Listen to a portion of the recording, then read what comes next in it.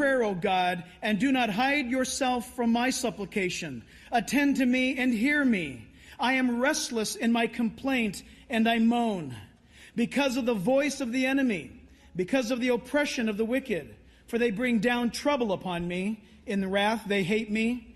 My heart is severely pained within me, and the terror of death have fallen upon me. Fearfulness and trembling have come to me, and horror has overwhelmed me. So I said, oh, that I had wings like a dove. I would fly away and be at rest. Listen, tonight, you're going to hear what it's like to come out from a lifestyle and from a religious belief system into that rest that the psalmist King David spoke about. It's significant that God gave us such a great word on this day in Psalm 55. We are again grateful that you're here, and I'm going to ask you this evening if you would again remain seated because of the crowd that's here. It's just too uncomfortable. But please give a warm welcome tonight to Zechariah Anani and Kamal Salim and Walid Shoebat. God bless you guys.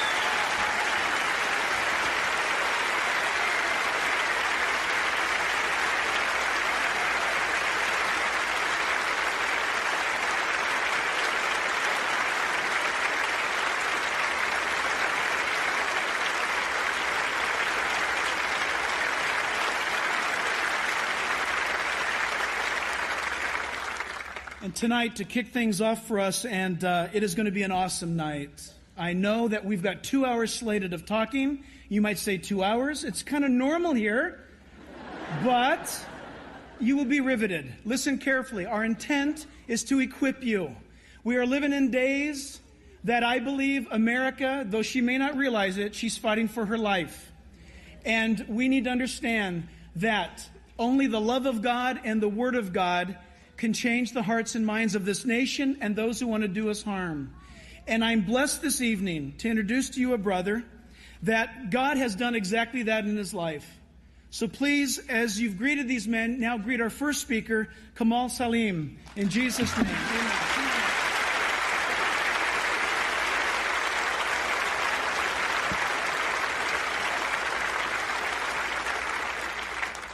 You see, this is the spirit of America that I know. America is land of the free, home of the brave. This is the land where millions of people died for its freedom today. 9/11 is not just a cowardly attack, but it's a declaration of World War III on the United States of America. Today, the Islamo-fascists declare that, and they're moving into this land because today, United States of America is the final frontier. America will have to be conquered by these people in order the freedom of the world to fall apart. Today, this stands at your doorsteps, and what are you going to do with it? What are you going to do with it? So, the message I'm going to be speaking to you tonight, number one, will be challenging to you, and it will wake you up.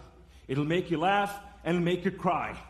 But after all, the rest belong to you. You see, before I became a Christian, I was a warrior for Allah. I loved Allah with all my heart. Jihad was my way. As a matter of fact, the story sums everything. This lady I was watching the other day on TV, and as she was speaking, she was on Al Jazeera TV, and she was crying, and the reporter said to her, he said, "Why are you crying, woman? Is it because you lost 9 sons to martyrism?" She said to him, "No, I'm crying because I don't have any more sons to give into jihad." You see, Flight 93 that took place in the United States of America, these warriors, those heroes, did something more powerful than anyone. And America today will have to take the stand in fighting terrorism. Terrorism is here to conquer this country. Today, these people are trying to buy the land to build a crescent facing Mecca with Allah 99 names and build a monument for the nation. In our land, in our face, in our home. But I want to show you the picture of the United States of America today. This is how America looks like. I want you to take a really good picture of this.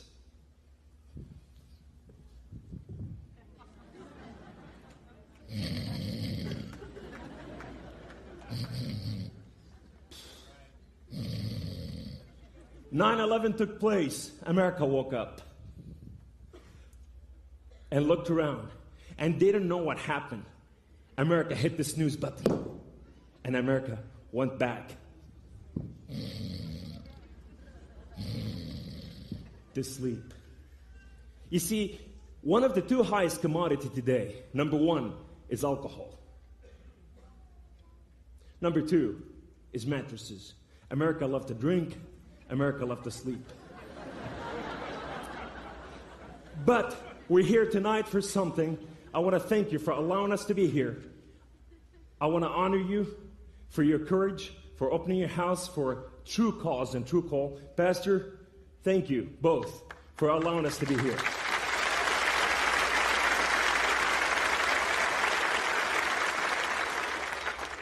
I was born in Mideast to a Muslim Sunni family, 14 brothers and sisters. We didn't have a whole lot. We were poor. We had 3-room house, a kitchen, a living room, and a bedroom. In the kitchen was my favorite place. That's the only place I didn't have to fight for life. Everything was given free. The rest, I had to fight for everything. We knew what life was like, is to live and die for Allah. My family was jihadist, fundamentalist, Muslim. As a matter of fact, we had over 14 imam in my family. One of my cousin, he was the grand imam, the holy of Islam, the highest rank. In that place, in the kitchen room, that's where we learned what our future is going to be like. That's how I learned after reading the Quran, reciting after my mother in madrasa. And it says, we read from the surah, Al-Kawthar, and it says, فَمَنْ يَعْمَلَ مِثْقَالَ ذَرَّةٍ خَيْرًا يَرَهُ وَمَنْ يَعْمَلَ مِثْقَالَ ذَرَّةٍ شَرًّا يَرَهُ. What I learned that day is whatever you do, small or big in your life, will count for you or against you. My father came and he said, my son, Allah will weigh everything before you. And whatever you did, good or bad, you either go to hell or to heaven. I knew, I was 6 years old at that time, that this is the time that to do above and beyond what I was called for. And I knew that my life is by my work. I have to live for Allah. I have to work and perform. You, a Christian, have freedom. That you can do anything you want and live forgiven to you. Jesus died for you that you may live.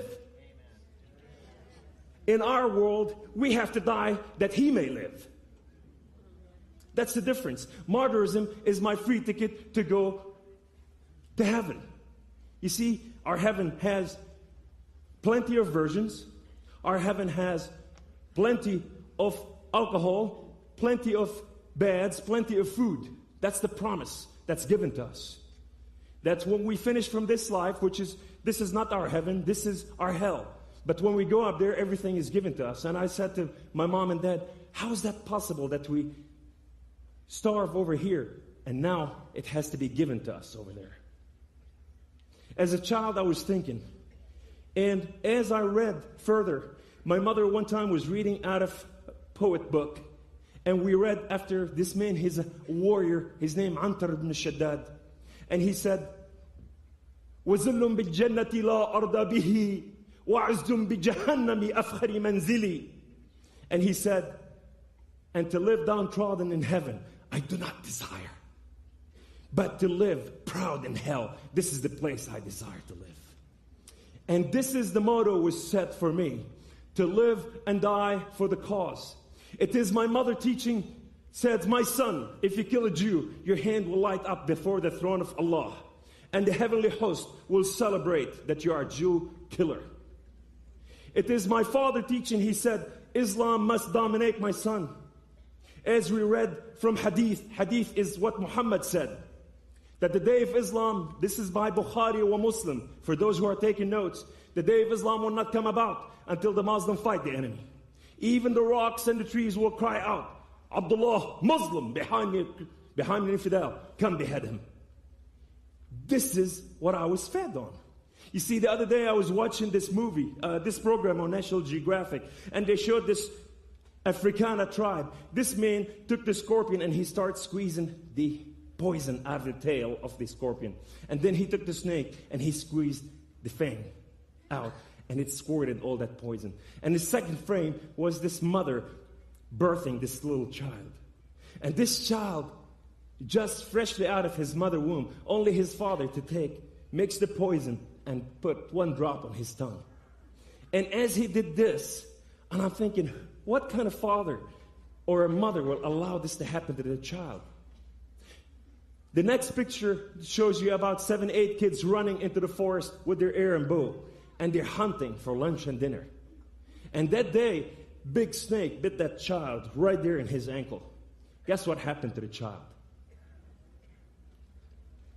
Absolutely nothing. He was so immune to the poison that he didn't know what happened. The snake that day became lunch. It became snake kebab. You see, this is happening in that side of the world. It was the teaching that we've been brought up from our childhood that America and Israel must be destroyed. America is, with the power of the Jew, the Christian and Jew are trying to destroy our world. This is what we were taught. At 6 years old, I had a dream. In my dream, it was the best dream I had when I was a child. I saw myself dressed in white shorts. I sat on a white horse. In my right arm, there was a double-edged sword. In my left arm, there were double-edged sword. That day, I sat on that white horse, and the day of Islam came about, and the Christian and Jews stood in formation. And as they stood in formation, I took off forward with my sword in my arm. And when the elites started coming at me, only to take their head off, and their head were falling at the feet of Allah. That day, I moved into the enemy line. And as I moved into the enemy's line, the Muslim military moved in. And that day, I died. And I rose before the face of Allah. And Allah was laughing hilariously. And He said, only my crazy Kamal can do such a thing. What is your children dreaming today? When did you hear their dream last time? 6 years old. You see, in America, there's several groups. There's CARE, which is, it's a Council of American, group, and they really don't care. They're a moderate Muslim, thing. And then you have the Muslim Brotherhood, and then you have the National American Muslim Students, which is where they're recruiting a lot of students to go to war from our universities. When I was 7 years old, this is where I was recruited. I was recruited in my mosque neighborhood. I was 7 years old. The Muslim Brotherhood recruited me to go to their group. And they said, you want power? Islam is power. So I started studying Islam at length, between home and between these people. Now I have the Quran in my hand, and I have the power of Allah. 3 months later, the whole group went and joined the PLO, Palestinian Liberation Organization. As a child, I never had a toy. I never had anything. All I knew that life is to live and to die for the sake of Allah. That's what I learned. When we went to the PLO camp, that day I saw the biggest playground ever in front of me. They had jungle gym, they have flat walls, they have ropes, they have mud holes you can dig and jump and play. As a child, I was excited. And the warriors came at me, and some of those warriors had big beard like this. And you can smell those warriors 3 miles away as warriors. And with that, this guy, he came, he's the leader, and he said, child, do you want to be a warrior? I said, I am a warrior. I am a warrior. He said, you can't be a warrior unless you know how to use a weapon. That day, he handed me an AK-47. And that day, I knelt on the ground, and I put the AK-47 in my arm, and he grabbed my arm, and I shot 30 bullets in the air. That day, I was transformed.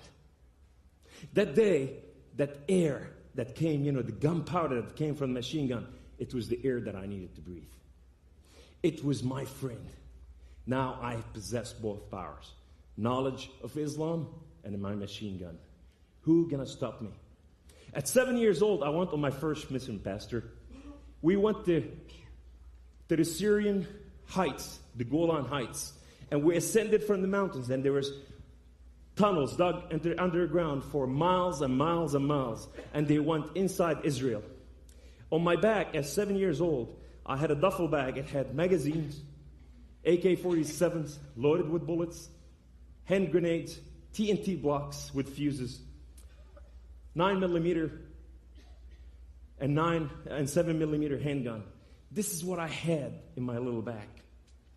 And we rendezvous with the shepherds over there. These shepherds took those bags and strapped them on the belly of the sheep. And they took them inside Israel to commit missions against innocent Jews that they never fought and they never know what fight is all about. This is what I had done when I was 7 years old. When I came home, my brothers, my sisters, and the neighborhood, my mother stood in the door and all my sister and all the women went,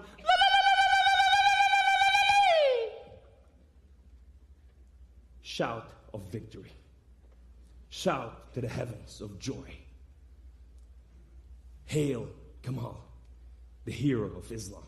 My brothers were shooting their guns and everybody was dancing. My dad got his shield and his sword and he was dancing. I thought to myself, I'm James Bond. I'm going to change the world of Islam. We're going to conquer Jerusalem and we're going to bring the age of Islam. The age of Islam.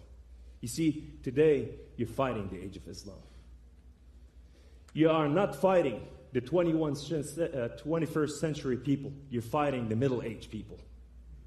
When you're fighting these people are bringing something ancient to say, we want back what belonged to us.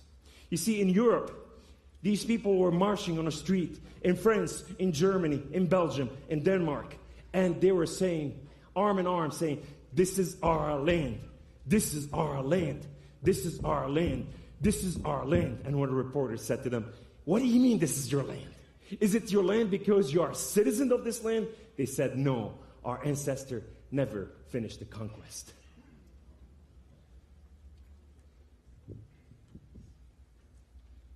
America, America, arise, wake up, open your eyes. Today, the message been served in this house. These people are not afraid to say who they are. Your grandmothers and your grandfather and your mother and father made a beautiful home for you and gave you beautiful land. And today you have security. But who's going to give those children security when they grow up? Who's going to stand for them and say, today I stand on the wall of this country? Well, I am the shofar in the wilderness saying, wake up, America, make the way of the Lord straight because his coming is near.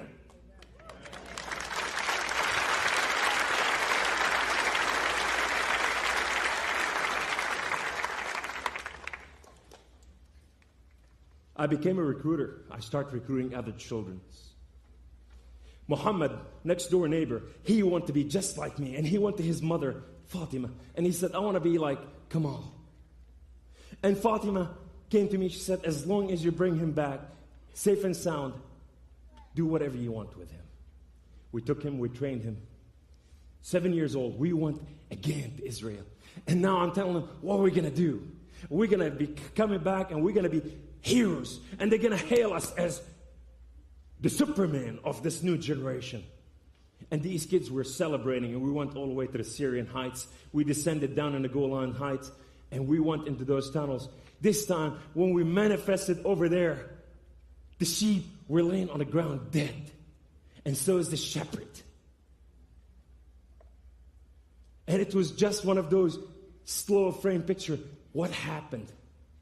And all of a sudden, they start unleashing on us. Rockets start falling down. And James Bond that day started crying out, Mama, Mama, Mama, Mama, where are you? I wet my pants all over. That soldier were no more a soldier, he was a child. My knees start knocking together. That day, Muhammad took shrapnel right through his esophagus, went through his back, and he rolled his eyes back and he fell to the ground. And I cried out, no, not you, Muhammad. I promised your mom I'll bring you back home alive. The only thing that came to my back, to my mind, is throw him on your back and take him back home. And I threw him my back, locked between his feet, and I'm running. And those bullets were coming down, hitting us. The mortar falling down next to us, here and here. And we were falling down, one after the other. That day when we arrived at the Syrian border, the Syrian military started firing back, exchanging fire with the Israeli military. I dropped Muhammad to the ground, and I sat right there like this, and I started speaking to him. Muhammad, wake up! I promised you, Mom, I'm taking you home. I start opening to his eyes and looking to his eyes. Muhammad! Muhammad was nowhere to be found. That day I found holes, gauging hole in his body. The child that I'm supposed to save, he saved my life. He took every shrapnel, every bullet from me. What are you children doing today at home? While you're at work, or whatever you're doing. When your child shut his bedroom door, what's happening behind that door? Who's in charge of who? Who's telling who what to do? Are you telling your children what to do, or are they telling you what to do? Is it the PlayStation? Is it the 501 jeans? Or is it SpongeBob SquarePants? These kids know about life more than they know about their heritage. It's a house like this that brings the heritage back to its truth. 2nd Chronicles says, if my people who are called by my name will humble themselves, will humble themselves and pray and seek my face and return from their wicked ways, then they will hear from heaven. Then we will heal their land. We must fight by our prayers. The fervent, effectual prayer of the righteous man and woman availeth much. We must rise and pray and do our best.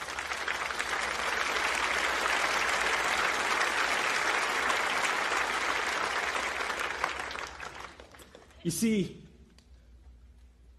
the Bible spoke about a lot of this thing. Today, the line has been drawn in sand. What side are you going to choose? When Moses sent Joshua and Caleb and all the other spies, he said, spy on the land. Go tell us what's happening. All the other spies came and they said, there's giants in the land. There's giants in the land. These giants gonna devour us. We lost the battle already. Let's call it over and go home. Or are you in the desert? Where are you gonna go? Joshua and Caleb, they said, we found giants today, and God has given them to us. And we celebrate because we have a war on our hand. And we're going to take them down. Today, the giant of fascist Islam is not too big for America.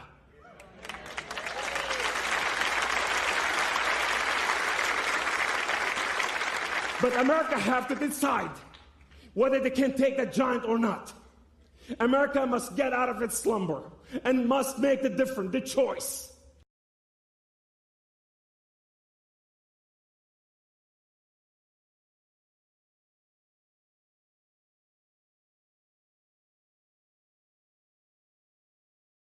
I failed and everything fell apart. I can kill myself.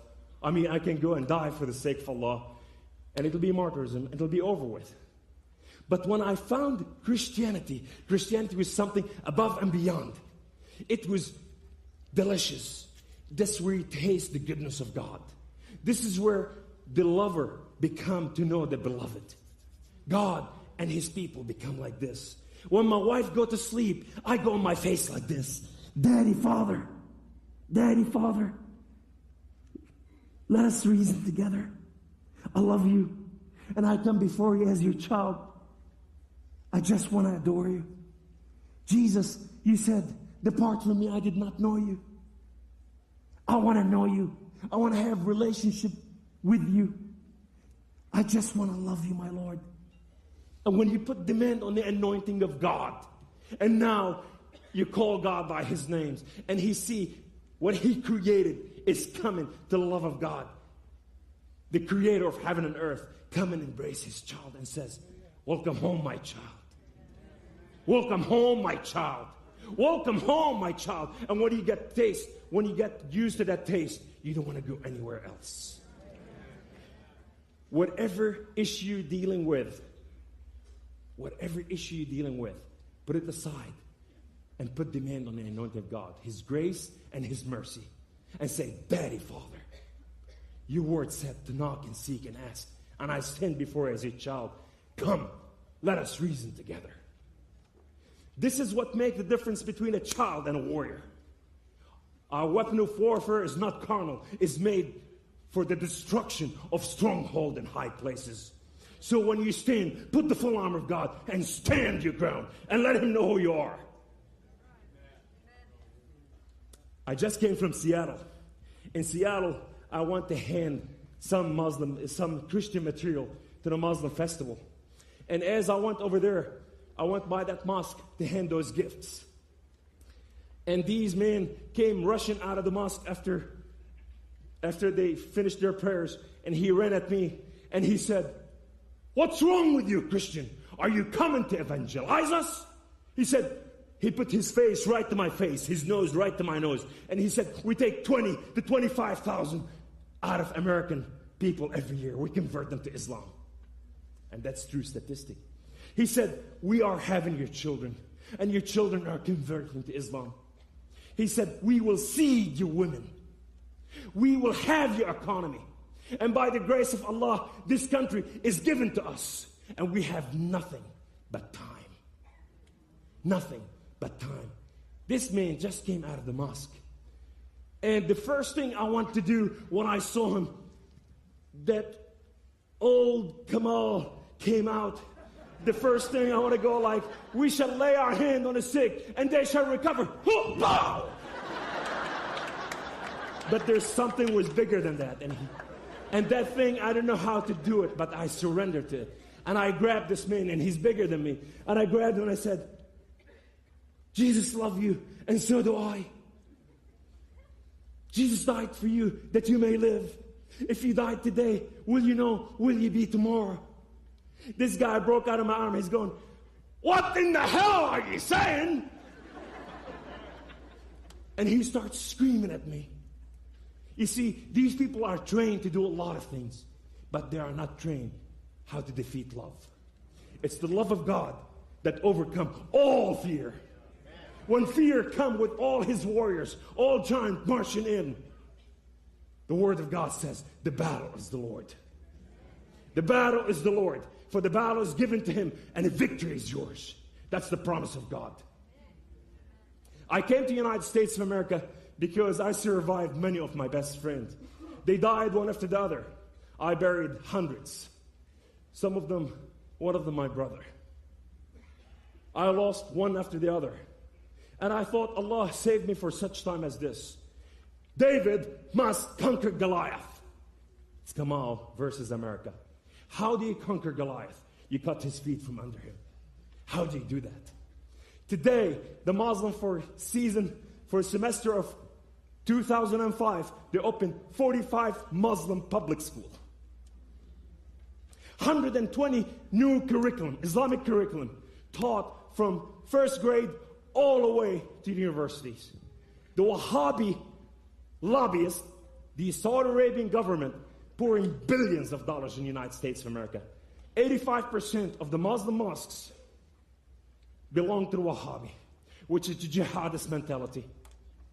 Today, America finances more terrorism than any other country. It's raised right here from America. Many times when it comes to your home, before you give your dollar, know who you're giving to. You see, this is the house of the Lord. This is where your tithe and offering belong. And then your pastor can put it in the right places. You just don't go see, save the African children, and you give over there. You may have just bought them about 9,000 machine gun. You gotta be wise as a serpent, innocent as dove. So when I came to America, I started knocking on doors. What is your need today? These people, you go to the poor people's house. The black American were our favorite because we nailed them down. We told them about the slavery, what America did to them. Then the Hispanic. then the Chinese, then we want the poor white.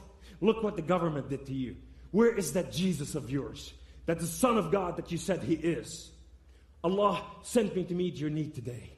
We went to the schools, universities, the prison system. Oh, the prison system. One of the best recruiting places. That's where you recruit the best of the best. As soon as they get out, you send them to the assault camp. There's over 45 assault camps in the United States of America today. Today. In your home. Training under the Constitution of the United States of America. You say, Kamal, you're preaching a hate message. What is wrong with you?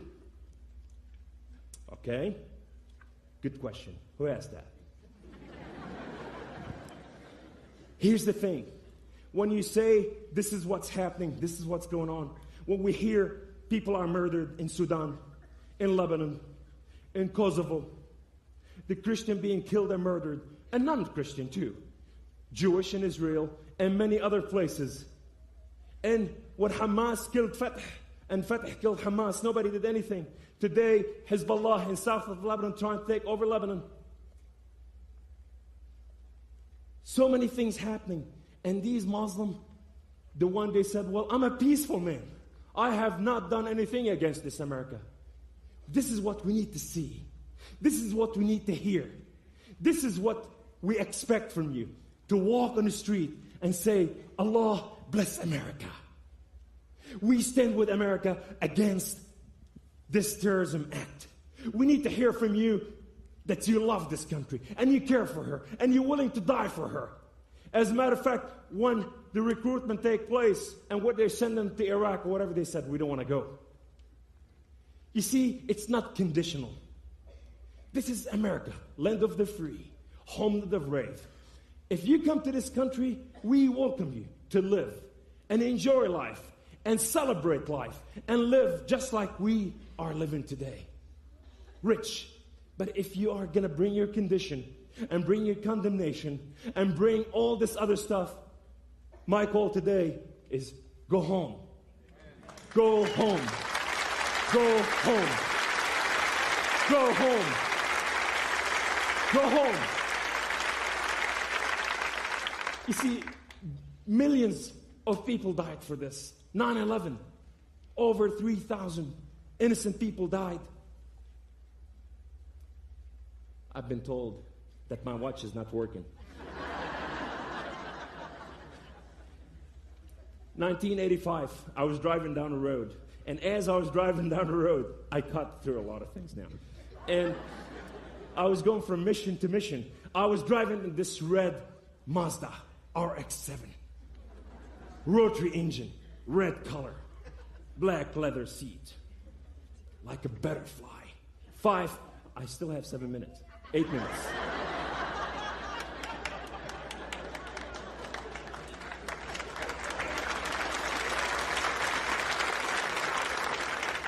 The customer's always right.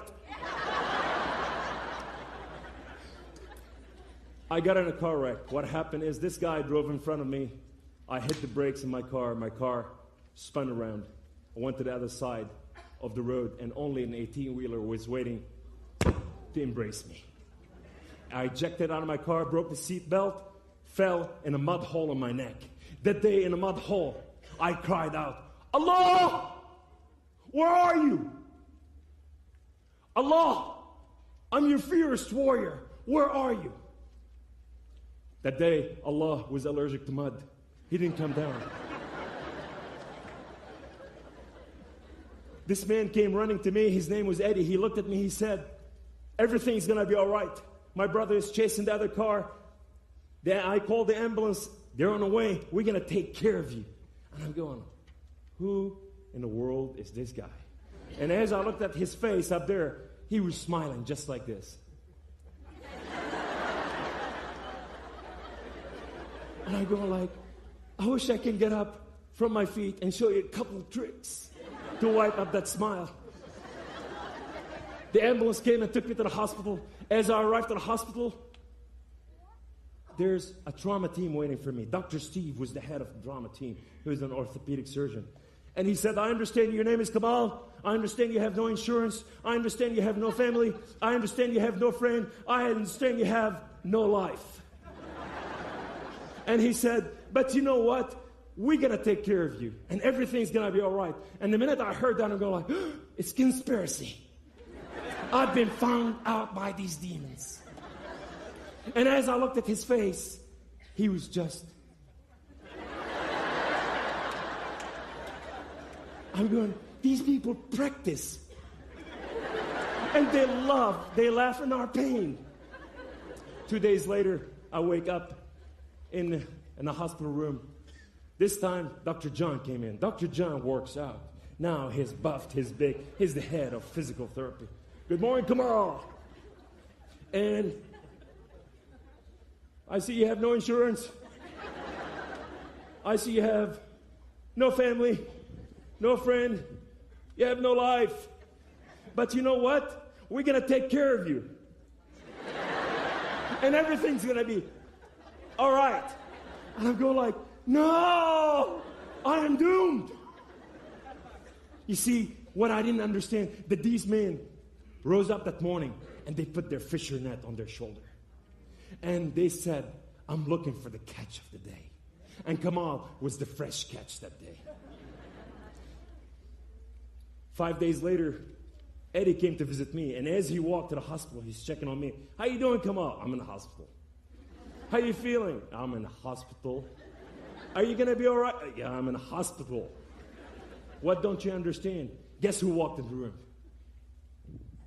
Steve walked in the room. And instead of saying, good morning, Kamal, he said, good morning, Eddie. What are you doing here? He said, oh, this is the guy I told you about. And Steve said, no, I told you about him first. Eddie said, no, I told you about him first. Oh, I'm the one who operated on him. I'm the one who helped him out of his car. I'm going, it's not a competition. Suck it up. These men were racing. They saw the price of the goal of higher calling, and they tried to claim it that day. And to make the story even worse, Mr. Muscle walked in. He took that frozen piece and he said, well, good morning, Eddie. Good morning, Steve. I'm going like, doo-doo, they know each other. No, they know each other. It is a conspiracy. They stood next to each other and they started hugging each other and telling each other, I love you. I'm going, they're not just Christians. They're foofy Christians. They hug and they tell each other, I love you. Take your hand off him. Take your hand off him. Don't tell him that you love him. Don't touch him. These men stood up and they said, come on. Your hospital bills are $64,000 and you cannot afford it. We're going to get you out of the hospital. And now they're fighting who's going to take me to his home. I'm going like, I have no choice. You see, I got in that corner and God's hand was right on my jaw. And I was right there and I came to surrender. Steve won the battle because his wife, Cindy, I think they put another 8 minutes.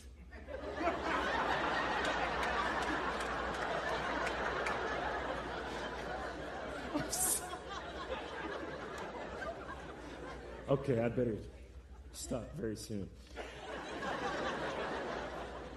Result of this, I went one day home after 3 months of therapy and being at their home, and I fell on my knees that day in my home, in my little apartment, where I haven't been there in months, and the dust was this thick.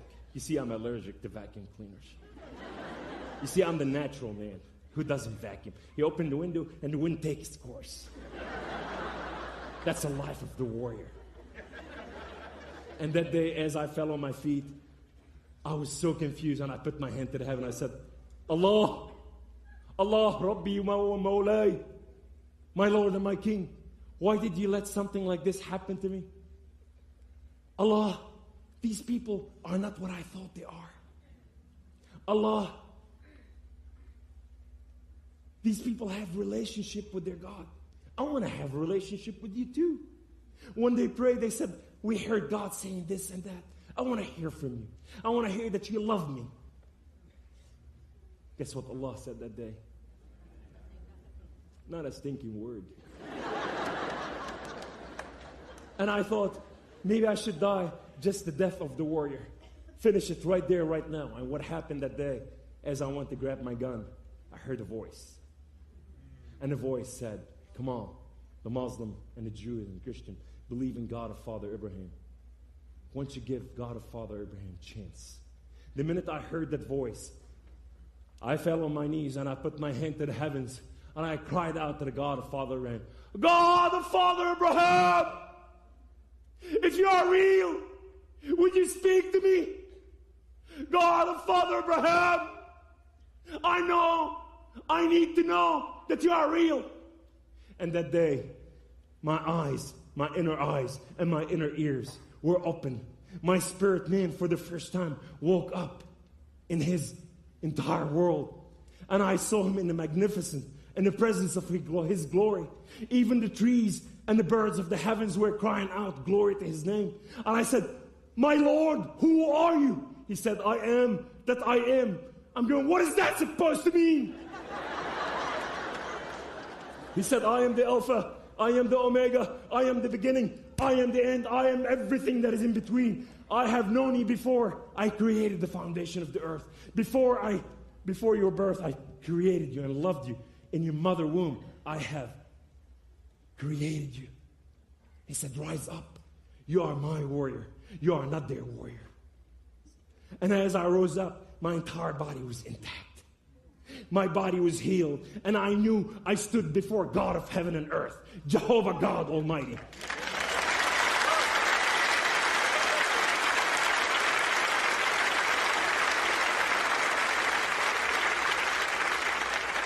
Allah and Jehovah God are not the same thing. They are not the same character. I started jumping up and down. I said, I will live and die for you, my Lord. He said, do not die for me. I died for you already that you may live.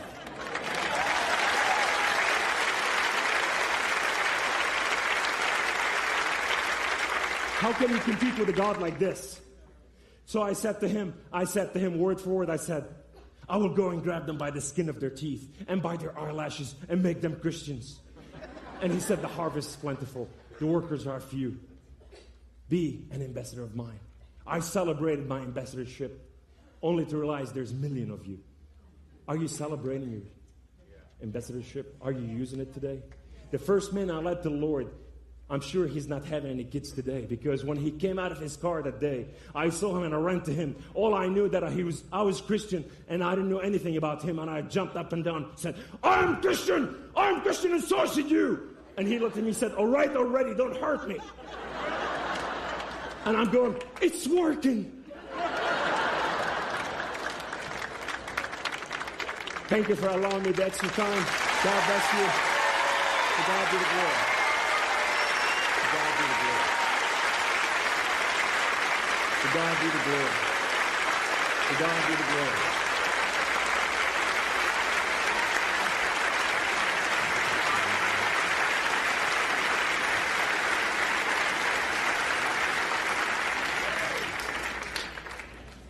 Zechariah Anani. He'll bless you next.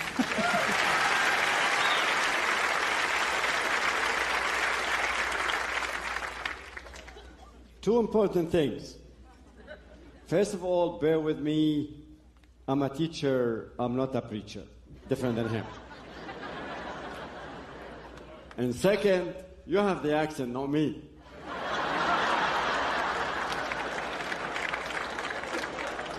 First, I'd like to start by thanking this glorious country, which did before, and still going on, paying blood for a guy like me to stand up freely and talk.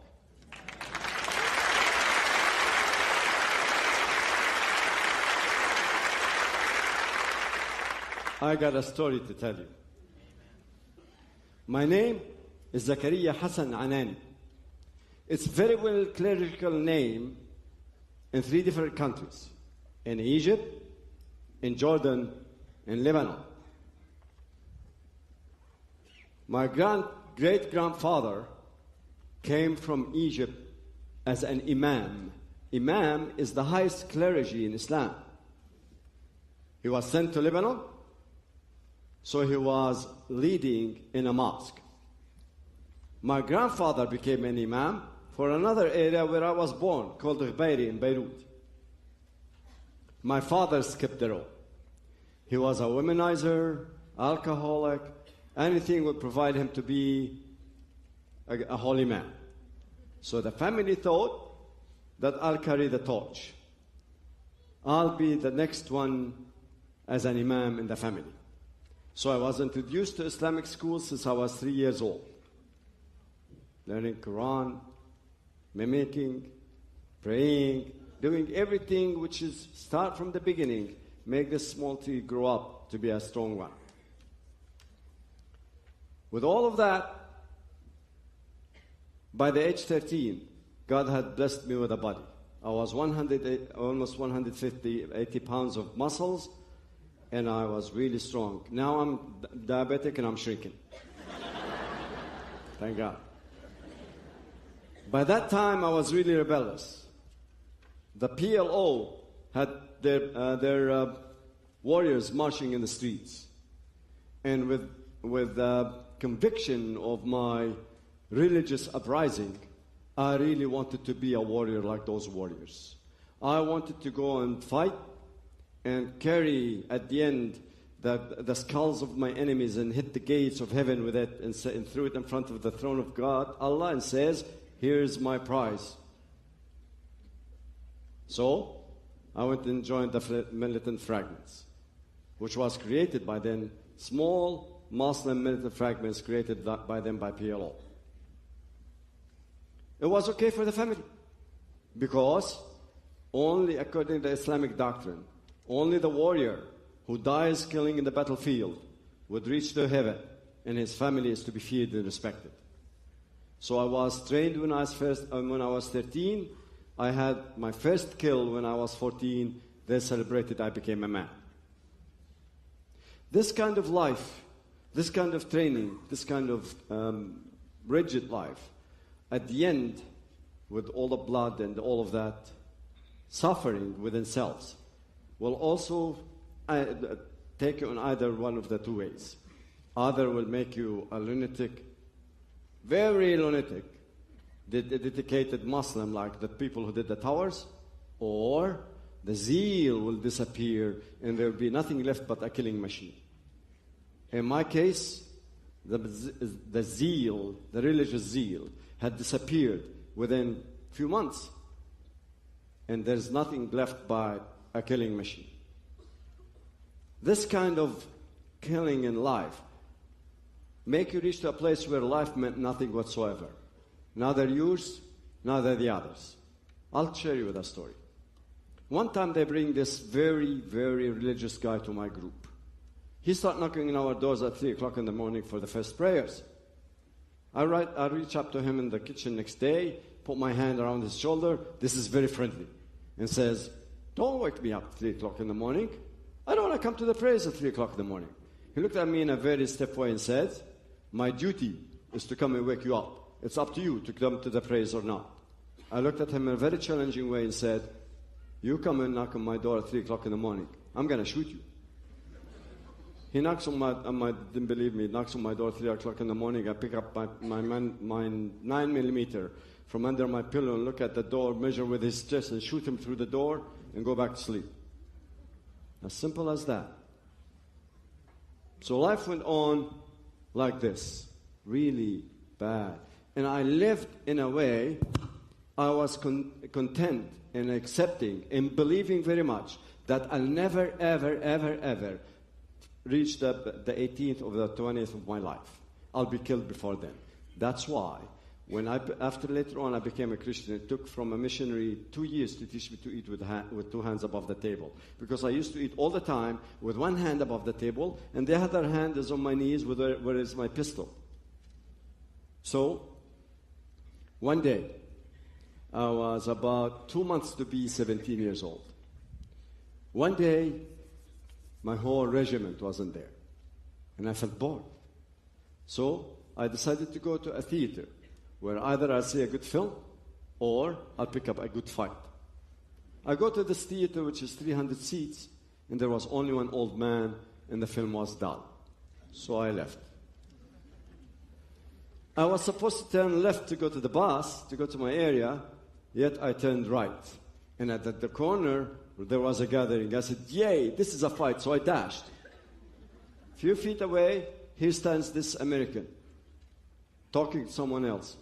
And I said, an American. You see, I was equipped and trained to fight and kill Jews and hate Americans. And I turned around to walk away when this American, who was a Southern Baptist missionary, said in a Jordanian accent, dialogue, which I know it very well, he said, Jesus Christ will give you new hope, will give you life, will give you salvation. And I stood there. Who is this Jesus? You see, he used the Arabic word for Jesus, Yeshua, which I've never really heard it before. My mom, accordingly, was supposed to be coming out of a Catholic background. And I had, in 1975, I had led my men in the streets of Beirut fighting Christians. So I knew Christians exist. But who is this Yeshua? Is there another life? Is there salvation? Is there new hope? Let's ask this guy. Most probably he knows what he's talking about. So I stood up there, and when he finished, he was about to leave, and everybody had left. He was just turning to leave. I raised my voice and said, do you believe what you are saying? He turned around and said, yes, otherwise I won't say it. I said, okay, fine, go ahead, explain it. The man started trying to explain. I said, hold it, I can prove to you that your God, your Christ, does not exist in my life, not in my life at least. I said, okay, go ahead. I picked up an event, I went through it a few months before I met that guy. I was coming back from a battlefield with 2 warriors with me. 1 boy, 1 girl. And we were ambushed. In an ambush, everyone runs for his life. When I was right behind the rocks, the girl was next to me, the guy was not there. I looked above the rocks to see how many are attacking us, and where is the boy? I need him right there and then. He was right there in the middle of the road, injured, still alive. The girl decided to help him, I refused. She looked at me in a very strange way. I could never forget it. Pick up her machine gun, jump above the rocks, walks towards the injured guy, shooting, shouting, reaching to him, grabbing him by the shoulder, lifting him up, backing up while she's shooting and shouting. And I thought that I'd be less than an animal if I don't do something and help. So I did the same. I jump above the rocks, walked, shoot, shout, reach, grab, pack up, and push backwards. Only a couple of feet before we reached almost behind the rocks, the girl tumbled over me. I grabbed her with the other guy, pushed them in a militant way behind the rocks. The eyes of the girl were flapping so quick, and her mouth was wide open. And when I opened her jacket, in her left side, there was a wound the size of my fist. And I knew that she was in great agony. So as calm as I was, I picked up my pistol and I shot her down. Then I flipped. I pick up her machine gun in mine, jump above the rocks, walk toward the others, shooting, shouting, really mad. What happened was, against all kind of military training, they were sitting next to landmines. One of my bullets hit the landmines, killed a lot of them, gave me a couple of shrapnels in the forehead. I woke up later on in the hospital. I asked this missionary guy, I said, listen, if your Christ was there and just, why the girl had to die? It was me who refused to help. He looked at me and he asked me the question which really shaken me. He said, why didn't you die? Why you were the only one to come back alive? In a few seconds, I remembered all those times when I was the only warrior to come back, injured, bashed, but alive. And I didn't want to talk to this man anymore. I turned and walked away. But he was a wise soul winner, real wise fisherman. He dashed behind me, pushed his carpet above my shoulder, and says, here's, call me whenever you want. I didn't even turn. I just picked it up, put it in my pocket, and went straight home. That's a big insult in the country anyway. Poor thing. And that night, the giant in me refused to sleep. I sat at the edge of my bed, my head between my hands, and his words, ding, dong. I just couldn't sleep. Next day, I got to a part-time job. I used to love it a lot. It used to allow me to read. Printing house. I stood up in front of my machine, looking at it, which it jammed and stopped, and I'm not seeing anything of it. The foreman came and hit me on my shoulders to wake me up. I get mad. I beat him up and rush back home, pick up my pistol, and come back. I'm jumping the first set of steps, and before I jump the second set of steps to enter, stopped right in the middle and said, okay, Zach, what you're going to do, you're going to shoot this man, he's going to fall down, and his blood will cover the ground. You've seen enough blood in your life. Go out to the street, call this guy, his phone number in your pocket, and come down. I did. First thing I called, and the first thing I said to the guy, I said, listen, I have a pistol, and I could kill someone if you don't talk. And the man jumped and talking right away. He talked. And when he said that Jesus Christ had died for me, I burst in tears. I don't know why. If anybody asked me why I cried that minute, I really don't know. But I cried, and I cried. And the guy says, put your pistol aside and come to me. So, and he directed me where to go. I went and put my pistol with someone I know. Then I went straight to his house. There, he was waiting for me with another Lebanese believer. We sat down, we talked, and out of sudden, this Lebanese believer bring an Old New Testament. And he says, will you bless us with a reading? I pick up the book, open the Bible, and the first sentence I read was, come to me, all ye tired, and I'll give you rest. I went on my knees, and I prayed a prayer I'll never, ever forget. It's now almost 35 years with the Lord, and I'll never forget that.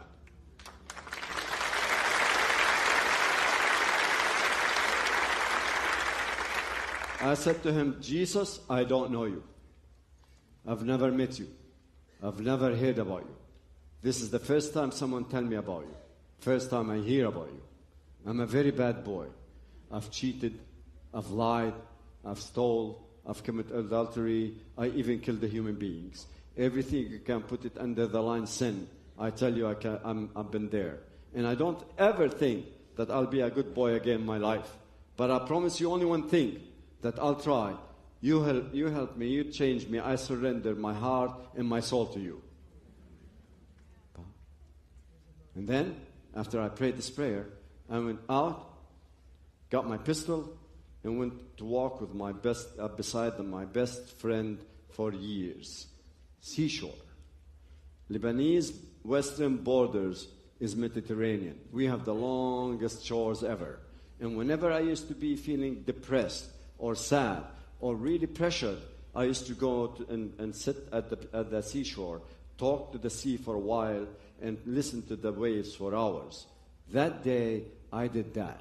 I went and picked up my pistol and went to the seashore, walking and thinking, I mean, what happened so quickly and dramatically in less than 24 hours? I met this guy, I prayed, I became a Christian, oh my Lord. And then my hand is heavy. I turned around to see I'm still carrying my pistol. One look at it, and I knew that it was a door to the evil, which I don't want it anymore. And I threw it to the sea. From that minute on, I'm a free man.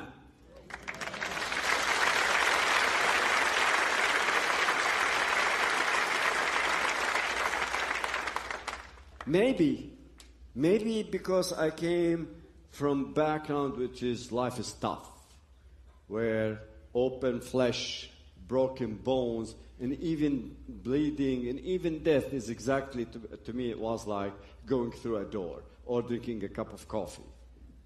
I mean, meant nothing really, this toughness meant nothing to me, any kind of a trouble. Maybe because of that, I was, praise the Lord, courageous enough to tell my people, my family next day that I became a Christian. My dad, it seems, I said it in a way, really convinced him. He took the small Bible, which the missionary gave it to me out of my hand, shredded it, slapped me 3 times, and jumped backwards.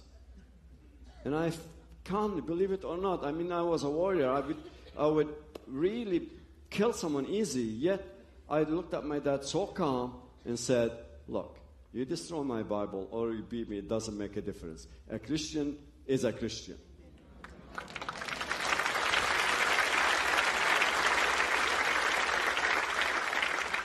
Now, the one who got really spooked was my mom.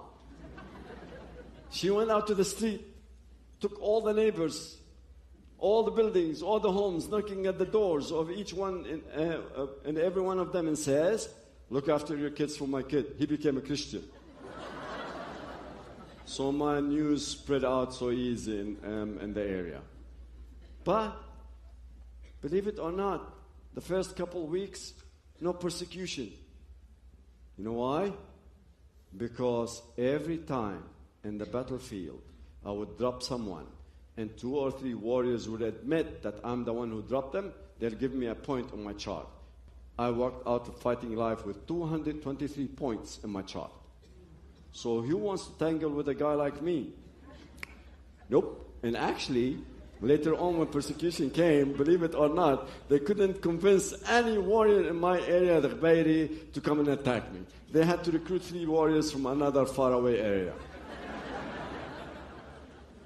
Actually, I'll tell you the first story of the first attempt, because it has to do something with the end, what I'm going to say later on. I'm coming back from this missionary house, happy. I have a chess game. He taught me how to play chess. And really, it was something big to me to learn how to play chess. And I'm walking through this alley, and I notice it's dark. They stoned the light. And I said, why they are so stupid to stone the lights? And in the middle of the alley in the dark, a shout came in, and the guy, I turned to see a slim guy attacking me with a dagger. Me, the professional in daggers fighting, we call it white weapon fighting, attacked by only a slim guy with a knife. That's a joke. Grabbed him, threw him to the side. Here comes the other guy. Both of them are really slim, and both of them are not really professional in knife fighting, which I am. So I decided to play with them cat and mouse till they get tired and leave.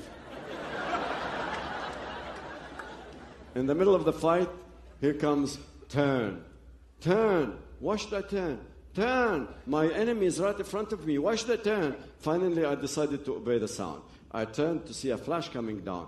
I hit it. It was too late. It penetrated right under my nose, split my gum. Get mad. I broke the elbow of the first guy, the jaw of the second guy. Then my body went into what we call it wound remission. Your body would refuse to obey you anymore. So because of the blood and the shock of the wound. So I put my shoulders against the wall, waiting for that very fit warrior like me with his Russian dagger to come in. And I said to myself, as soon as I feel his dagger coming into my flesh, I'll grab his neck and break it, and I won't die alone. But in that second, what happened is, that guy looked at me, there's the shoulders against the wall, there's nothing behind me. Look at me as if he's saying the most horrible thing in the world. He dropped his dagger and he ran away.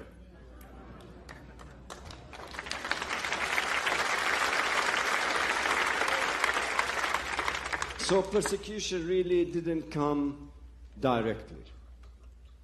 The turning point came of the story what I'm telling you now. I come back home, and my mom says to me, they need you in the mosque. And I said, I don't care. 5 o'clock, about 13 of them comes to the house, and they said, we need you in the mosque. I said, okay, let's go. I go there. Remember, I was Mr. Muscles, 180 pounds of muscles. I'm real warrior. I mean, nothing would scare me at easy at all. I go and walk into the mosque, and as soon as I walk in, I know that I was under trial. One guy stood to my right, one guy to my left, 3 imams in front of me, and all those multitudes behind them. And the first thing that big head imam asked me, son, had you strayed? And I looked at him and said, what do you mean I strayed? He said, it means the left of the religion of your fathers and the fathers of your fathers. And I said, oh, if you mean I became a Christian? Yes, I became a Christian. So that guy took a serious seat and started drilling with me. If you were there, you'd have said about him the most clever person in the world, and about me the most stupid person in the world. I mean, he could take me up, down, left, right, third circles around me. He was so clever. And every time he would win an argument, quote unquote, all those Muslims behind him would shout all these Islamic shots. Finally, at the end, I felt that my head is in the size of the hole. So I shouted. Everybody kept quiet. You know, warrior voice is really strong one.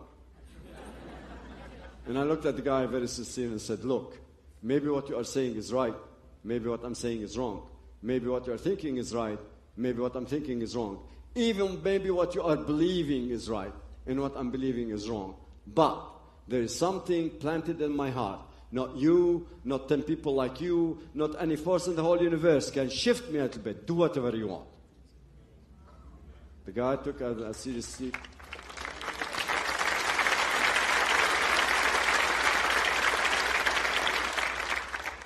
The guy took a serious seat and said, do you believe in so-and-so? Do you believe so-and-so? Do you believe so-and-so? And my answer was, always, is it written in the Bible? He would say, no. I said, sorry, I can't believe in it. Finally, he excommunicated me. In Islam, that means first, if I'm married or to be married, a divorce paper will be issued. Second, I will disappear civically. No papers, no documents, nothing at all. Third, my family will inherit me even if I'm still alive. Fourth, 3 days, if I does come back a Muslim, I'll be killed. Those 3 days, it's about 40 years now. Praise the Lord.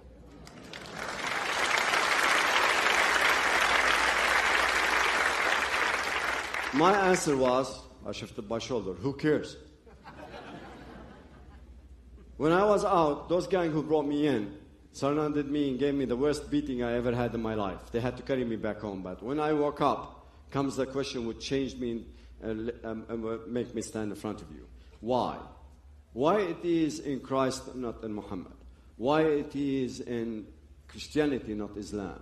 Why it is in the Bible, not in the Quran? So I went out and bought myself a Quran. Remember, I come from a cleric family. We have all kinds of Qurans, but I wanted a Quran. Quran is the holy book of the Muslims. No one have touched it except me, searching for God in that book. And believe me, trust me, if I found God in that book that day I would have went back a Muslim. But what happened is, here when I'm reading it, here comes a small mistake. And I said, no. God can't make a mistake, no matter how small it is. Let's read it again. I read it, and the mistakes became bigger. Let's read it another perspective. And no matter how I read that book, God is my witness. The whole, the circle of mistakes became bigger. If I read it scientifically, from a perspective of geography, history, literature, anything. And then the second question came, all right, Zach, who are you? Who are you to say that those are mistakes? Look at your grandfather as an imam. Look at all those imams in your area. At least one of them had served his nation at least for 40 years. And they can't see what you see? So I took the second decision. Dangerous, but really, I'm happy I did it. I joined what we call Al-Azhar. They had a branch in Lebanon. I joined there. And instead of finishing my studies within 3-4 years, it took for me 12 years to finish it. Why?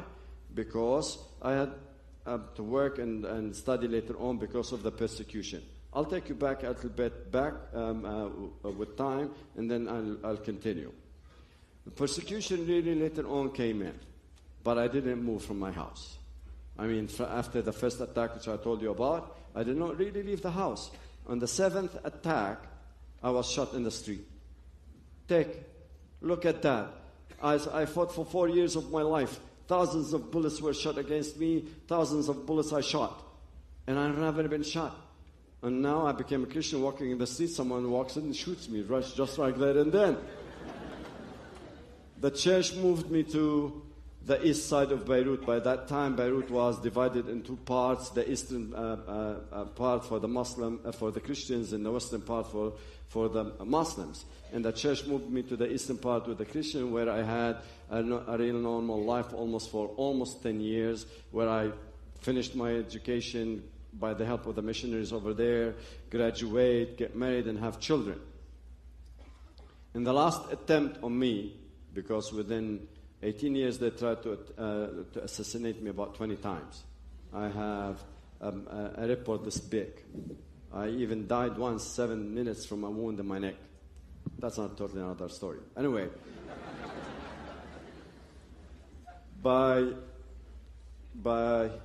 in the last attempt, that was in 1996, at the end of 1996. The last attempt on me, they injured me and my youngest daughter. The church gathered in my house 3 times, got spooked, and they ordered me to leave. So I came first to the States. Later on, I moved to Canada. But the most important thing, which I would like to finish my story to you, is why I'm standing in front of you. The most important thing happened, really. I was living in Michigan, in Detroit. And I was living in a room.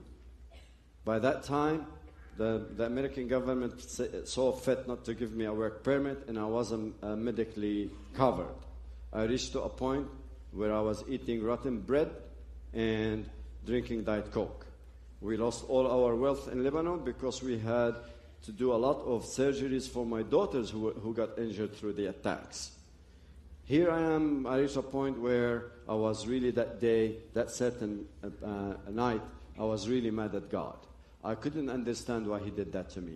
In Lebanon, when I finished my education, I reached to the level of being an interpreter in the presidential palace and the national TV, one of the league. I had a house in the city and a house in the hills surrounding the city. I lived normal, very nice life according to Middle Eastern life. And here I am in the States, where I'm living as poor as sorry for this impression, as a church rat. I know nobody. Really, nobody knows me. I can't speak their language very well. They don't understand me, different mentalities, and I have nothing. And I was so mad at God. I stood up in the middle of the room, grabbing everything in my position, and hit the wall with it. I was so mad at God that if he was a man right there, I would have hit him right there and then, because I couldn't understand why he did that to me. And when there was no more anything to break it in the room, I just dashed out in the rain, walking, real mad, crying. I couldn't understand, as I said, why he did that to me. And in an intersection, I stood there because cars are passing by, and a car passed by, written in front of it, Jesus care. And I stood up there like a nail. And then came the thought, which gave me peace, which made me stand in front of you now speaking. The thought says, maybe I'll never see the fruits of my work. Maybe within 400 years, if the Lord does not come by then, he will allow me to look through a special window from heaven down to this earth to see that this glorious land did not become radically Muslim land because he brought the right people to the right place on the right time against this evil wave.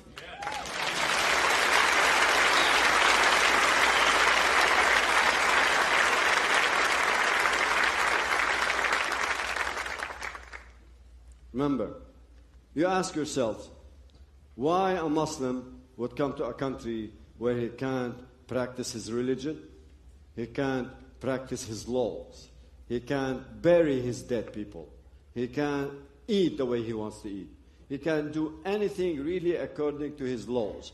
Why? Why? Because he wants to prepare the road to make this land his land. Never mind. This is really this is the complex of the situation.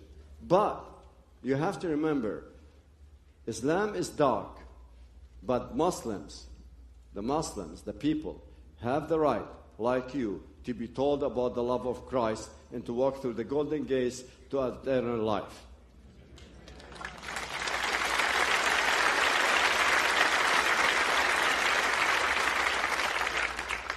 Muslims are next to impossible, almost, to win to the Lord. But it is not impossible. And the proof, here are 3 of us in front of you.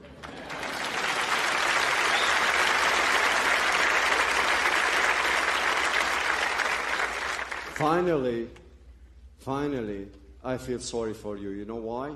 Because this mission is on your shoulders. It's up to you to come out to the streets. For the Muslims who are not far away in the far countries anymore, they are in your hospitals, they are in your schools, they are in every aspect of your life. Hell, they are even in your armies. And now it's time for you to bring them from the darkness to the light. And you should be ready to pay the price.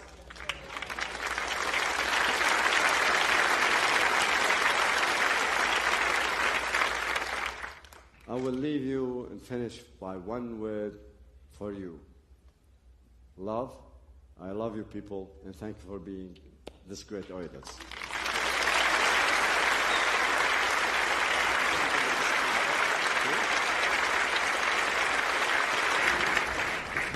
You guys met Walid Shoebat face-to-face about a month ago, I think it was. Been watching him on the internet for a long time. And I just love this guy. I love all these guys, but I know him a little bit more. And he needs no introduction. Walid. Some people doubt, how is this guy with an accent who claims to be an American as well? He's half Palestinian, half American. It doesn't make any sense, but I am. In fact, something Brother Kamal said that was interesting. When the Muslim was threatening him, he says, you know, we are coming to take your country. We convert 20,000 of you every year. In fact, we cede your women. What is that supposed to mean? I don't have to be explicit. We will take your women and we will make and generate Muslim children as a result of these women.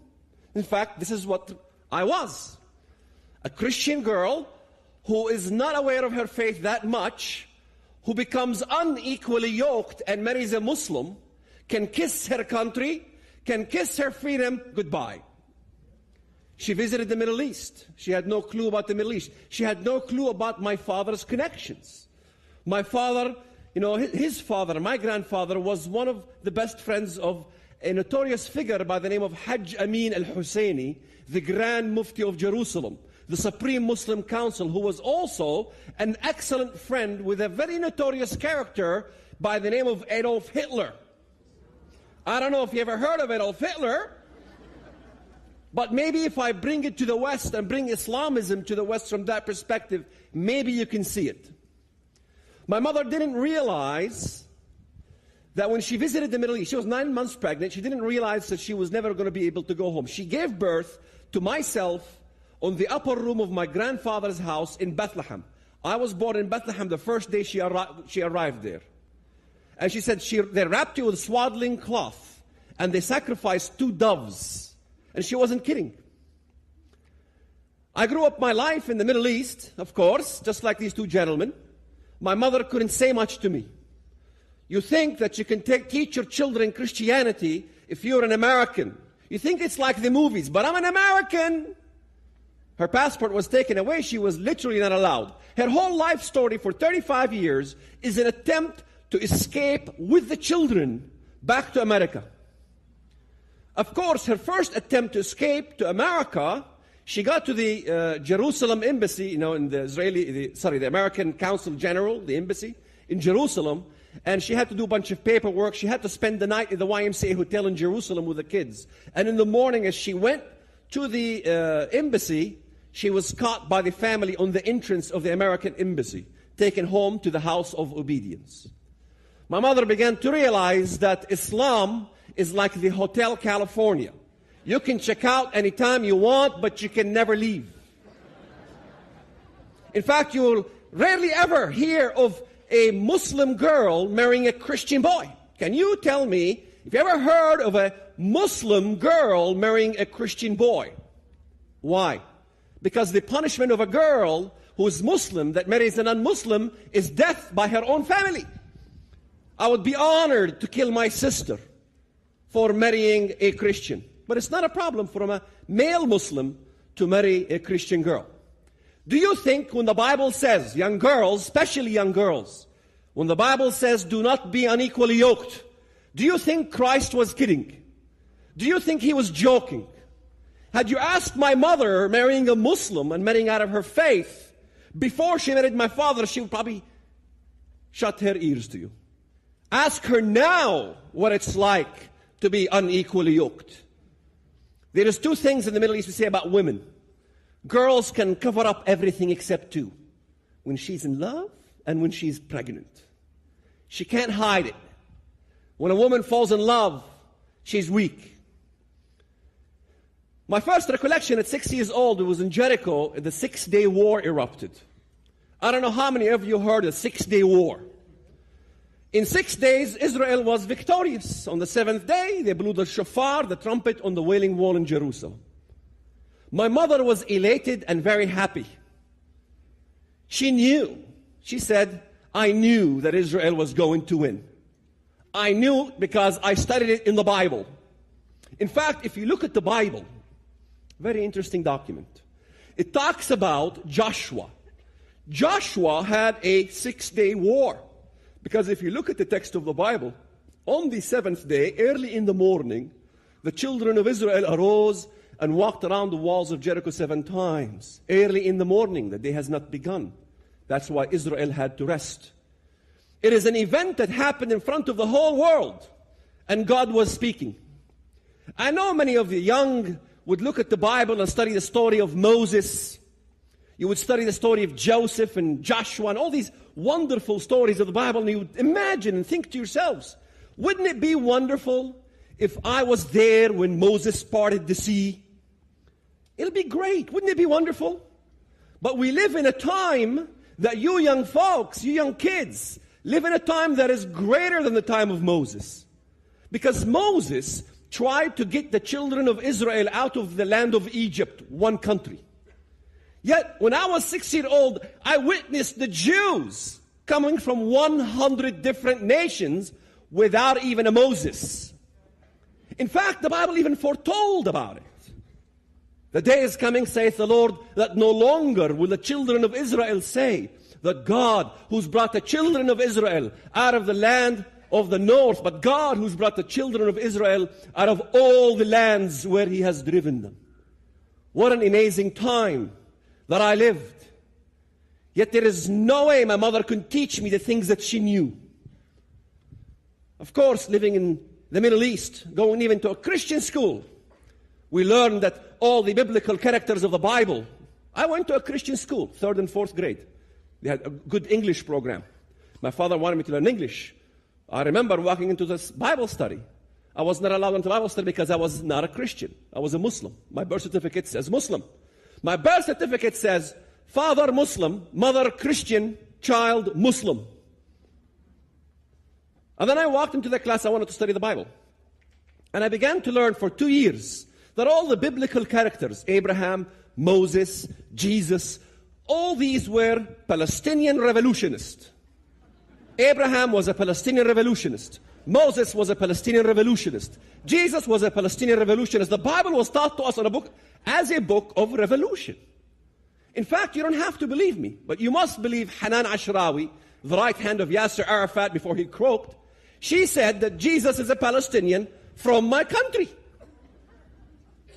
Then I went to the Muslim school, and in the Muslim school, by the time I reached high school, the educators were coming from Al-Azhar University of Egypt. Most Americans think that Al-Azhar University is some small university in the Hicks somewhere. They do not understand that Al-Azhar University of Egypt is the #1 university par excellence that issues and establishes and has and educates and graduates the elite of the Muslim Sunni world to send out all these scholars everywhere, all over the world, from Al-Azhar University of Egypt, educating people about Islam. And in fact, I don't know how many sermons you heard about Islam, but I can guarantee you that whatever sermon you heard about Islam, you still do not understand the definition of Islam. Because by the time we reached high school, we began to hear these sermons about giving our lives as a sacrifice for the cause of Allah. Islam, my friends, is not merely a religion. Islam, my friends, is a political movement. Islam, my friends, is a Sharia law. Islam, as I understood and learned it, is a cult-like process that indoctrinates the masses in unison, in which you see Nasrallah speaking in Lebanon to hundreds of thousands, in which you see Ahmadinejad of Iran speaking to hundreds of thousands, inculcating them to Islam, inviting them to Islam in order to convert the masses to become seekers of salvation by death. To make them seekers of salvation by death in order to establish an Islamic hegemony in which Muslims are dominant and Islam is superior and all non-Muslims and all other religion is inferior to Islam. That's what Islam is. That's what we were taught what Islam is, and that is what Islam is taught all throughout the Middle East. It is a cult-like process that indoctrinates the masses to convert them to become remorseless killers, just like as you've seen Brother Zakaria Anani, seekers of salvation by their own death in order to establish an Islamic hegemony throughout the world in which Muslims are dominant and all non-Muslims are subservient. In fact, it's very easy to explain it to you. Many Americans would ask the question, would why Muhammad Atta want to, jam a plane into the Twin Tower and kill thousands of Americans? Why would he want to kill himself, first of all? Why not just kill Americans and get the heck out of Dodge? Why kill? In fact, I began to learn after studying the Bible and learning about Christianity. In reality, it was the firemen that were the martyrs and not Muhammad Atta, the coward. The reason Muhammad Atta... Thank you. The reason Muhammad Atta wanted to die, it's because this is the salvation of Islam. In Islam, the martyr, in the first drops of his blood, his sins are forgiven. And then he enters into the adobe of Allah, and then he becomes an intercessor for 70 members of his family, so they can become also, the citizens of heaven. In fact, I was speaking at a university, and I saw the Muslims kind of giggling at my speech. I said, excuse me, you're all giggling. You don't like me, I know. But you Muslims have always argued that the reason you reject Christianity is because no one can save anyone else. No one can be an intercessor for another. It is impossible for any man to intercede on the behalf of others. This is why you reject Christianity. You reject Christianity because Jesus died on the cross, and you don't want to accept anyone dying on your behalf. No one can redeem somebody else's sin. But you all believe that a martyr can intercede for 70 members of his or her family in heaven and have them enter into paradise. Is that not intercession? Not one of them was laughing anymore. Because that is exactly what it is. And that's exactly the crux of the matter. It is easy for you, once you understand that you're shedding of your own blood, you have become your own Messiah. You have become like Jesus. You have become like God. In fact, I began to understand more about Scripture by the time I began to read in 1993. I began to study in the Bible many amazing things. The first thing I learned from the Bible was that Christ wanted me to offer my body as a living sacrifice. As a living sacrifice because He had already died for me. I began to understand from the Bible the crux of the whole problem. And only by the Scripture can anybody see the truth. It's impossible. You got to understand that only the truth and the Word of God can heal us all. I began to study the Bible in 1993 after living a life of terrorism. But before I get there, maybe I can tell you a little bit about my life. My cousin Walid, 16-year-old boy, went to Ben Yehuda Street in Israel to plant a bomb. Of course, the Israelis were in the habit, if they know you have explosives, they shoot first and ask questions later. He was killed. My Aunt Fatima had a wedding celebration, a wedding festivity in the community in which everybody in the community came to congratulate my Aunt Fatima. Why? Because he is now in paradise. It is not a funeral, it is a wedding celebration. The local mosque will have a celebration. There will be pictures and posters all over the streets of the city with my cousin on it as Rambo, something with a machine gun and all these things. They'll be hailed as a hero. My aunt's house becomes a museum forever in which the community will come and she will pass out candy to the community. Why am I telling you this? Because in America, if somebody opens fire in McDonald's and shoot a bunch of civilians, you open the paper and you begin to read this stuff and you're abhorred, you're disgusted. The difference between us and you is that none of us is disgusted. We are all praising Allah when these events happen. When Palestinians start shelling, or Syrians start shelling Katyusha rockets at Israel and Syria, we will get up in the morning, Allahu Akbar, Allah is great. We all supported it. In fact, I remember the first honor killing that happened. I was a young teenager. Everybody went to watch.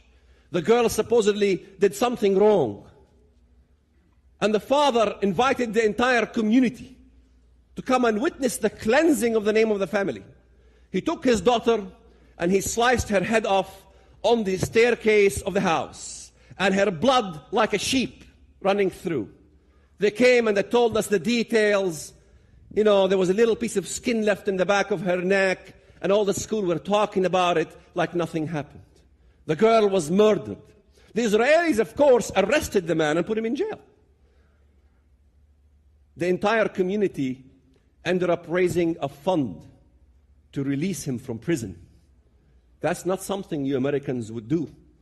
That is a difference between us and you. And you must understand there is a difference between you and them. Of course, when I got to high school, I began to understand the desire to die for the cause of Allah. ما هي أمانيكم الموت في سبيل الله. What is your desires? To die for the cause of Allah. Dying for the cause of Allah became, part of our daily bread.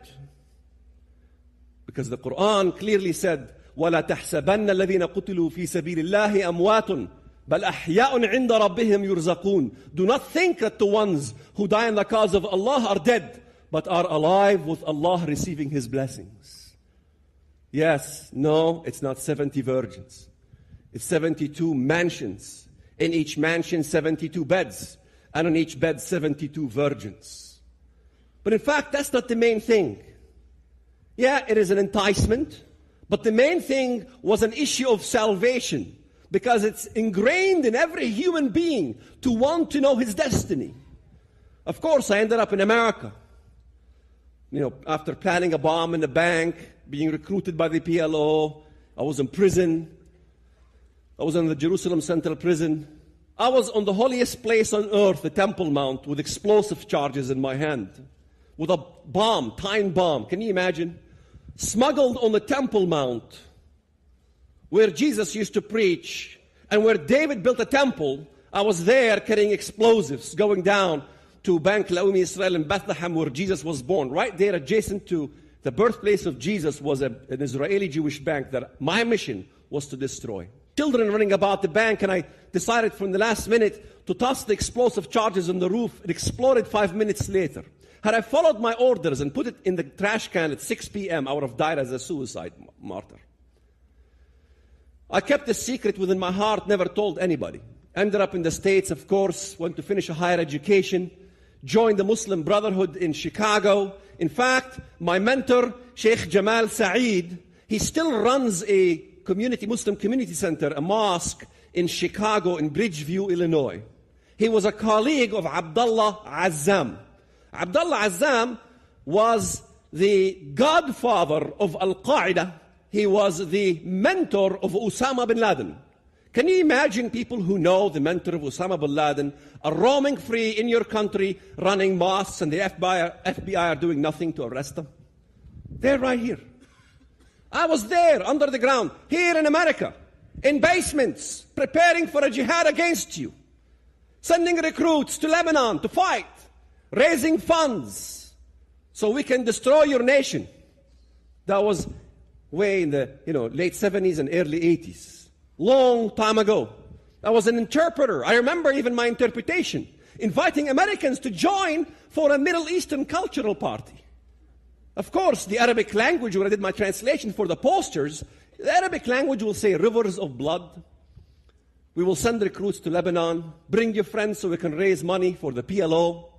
And the English was very simple. Welcome to Middle Eastern Cultural Party. We will have lamb and baklava. And you guys came. And put money in the plate. Thank you very much. What you Americans don't understand about the Middle East is that what you got to learn is what they are saying in the Arabic and not simply what they are saying in the English. Later on, I decided in 1991 to make a trip to Israel. And in that trip, I sat next to a Jewish lady, and I didn't want her to know that I'm Palestinian. I told her, my name is Bill, I'm from California. Ma'am, I'm visiting the Holy Land. Can you tell me more about the Holy Land? She began to talk to me, and then she shared with me her life story. I said, ma'am, do you have any children? She said, I got 2 daughters in the IDF, Israeli Defense Forces. I said, ma'am, how do you feel about your daughters killing Arabs? I mean, after all, you Jews want to kill Arabs. She began to weep and to sob. I even had to take my handkerchief. And I says, why are you crying? She says, by God, we love Arabs. We don't want any Arabs to die. I would hate it if my daughters killed any Arabs in battle.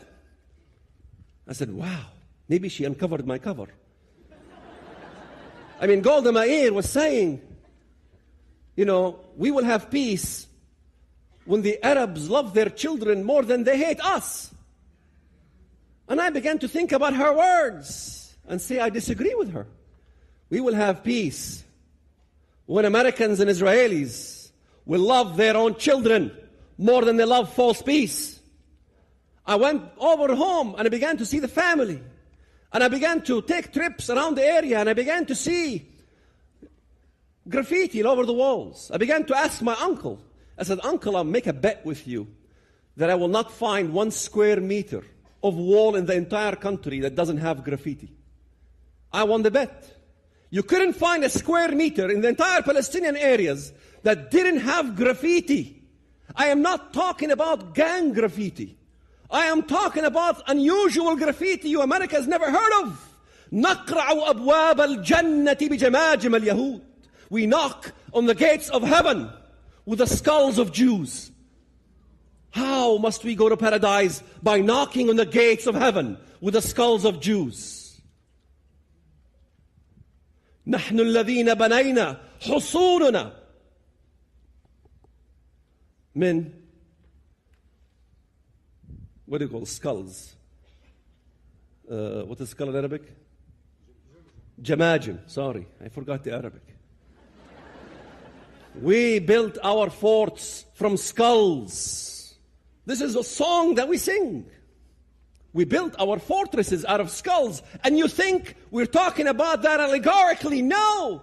Most Americans do not know that 80 million in India alone died by the Muslims. And forts of skulls were erected up to the high heaven with heads. Nobody ever reads about the annals of Babur Nama. Nobody ever reads in America about the church of Smyrna and what happened to Smyrna to the Christians. Who killed hundreds of thousands of Christians and cut the heads off, and the heads were floating all over the waters. The Christians of Smyrna ran to the dock, pleading to the Americans, pleading to the European ships, help us. Nobody wanted to interfere because there was supposed to be a peace process with the Ottoman Empire. And nobody wanted to kind of, disturb the peace process. The ships couldn't get out of the dock because the propellers were tangled up in the women's hair that was floating in the water. Such as was the martyrs of Smyrna and the church of Smyrna that was written in the Bible. In 1991, when I made that trip, I ran into something extraordinary in Hebron. As the taxi cab went into Hebron, there was this incident in the middle of the town in which I saw a bunch of Palestinians, women, children, and men, hail stones at a Jewish bus. I began to look at the Jewish bus, and I saw that this bus had bars and wire mesh and bulletproof glass. It looked like a cage. You could hardly see the bus from the amount of stones that were being hurled like locusts on this bus. Of course, the cab driver wanted to make a U-turn and said, stop. Don't even move. I rolled down my window and I began to look. And I began to watch this very incident that began to take a toll on the root of my heart. I began to ask the question, why are these people not allowed to live amongst us? Why do we have 1.2 million Palestinians living in Israel proper, yet no Jews are allowed to live amongst us Palestinians? Is this an issue of land, or is it an issue of something else? What is all this graffiti about knocking the gates of heaven with the skulls of Jews? Is there a different way to go to heaven besides killing Jews? Is there a different way to go to heaven besides my cousin Ra'ed dying and my Aunt Fatima passing candy to the community? There's got to be something else. In 1993, I began to want to convert my wife to Islam. I happened to have fallen in love with a Mexican American, and boy, they can knock you off your feet. They make good wives. But I was fighting with my wife like cats and dogs because we were not compatible. She was Catholic and I was Muslim. We were fighting all the time. I learned fairly quickly that in the United States of America, it's the guy that hits the couch. And I was spending a lot of time on the couch. And I said, why am I spending all this time on the couch? My mother used to sleep separately from my father all the time. I never knew why my mom and dad slept separately. I finally realized, my mother told me, she says, if a woman is disobedient in Islam, then her husband must never sleep with her in bed. I think you know what I'm talking about. My mother said that was the best punishment I've ever received.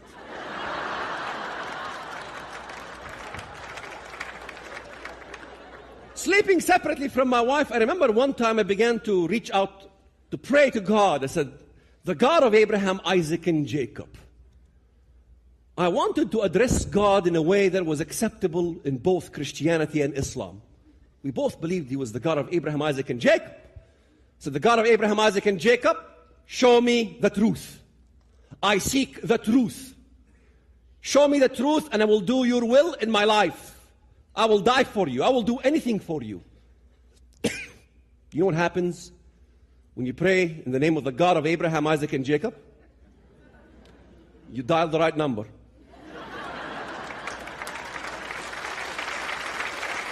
I dialed the right number.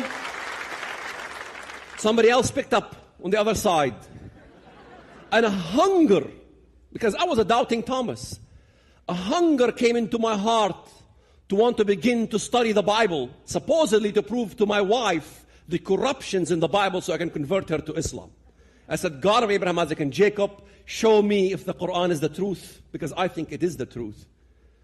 You show me. And I thought that the Quran will outweigh the Bible. I began to compare, and it took hundreds of hours.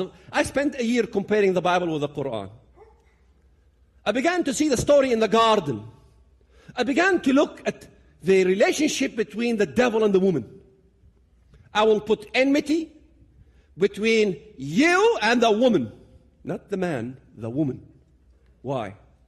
The hatred of Satan will be towards the woman, towards the wife. Why? Because the woman brought forth the seed of the Messiah.